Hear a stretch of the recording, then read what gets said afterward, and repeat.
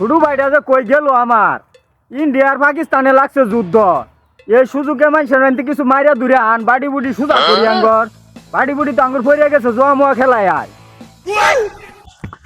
ভাই বুঝছো, আগে জ খেলতাম ওটাই ভালো আছিল, টিয়া পয়সা পাইতাম।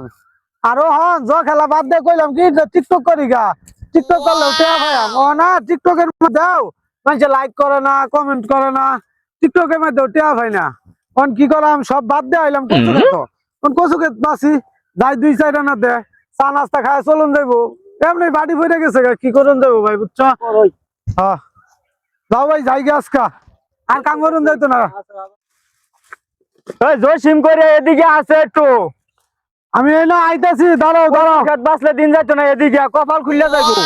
দাঁড়াও আইতাছি। কি কপাল যে খুলবো, এমনি তোমার গেছে বাড়ি বইরে, আমার তো আরো বাড়ি বইরে গেছে গা। আরে আইতাছি। ইন্ডিয়া আর পাকিস্তানে লাগছে তোর যুদ্ধ। শুনছি ওই কদ্দুসে 5 লাখ টাকা লইছে এক বিল্ডিং তেই। মনে করো এক বন্দুক মারি সব বিল্ডিং হারছে ভাঙ্গা।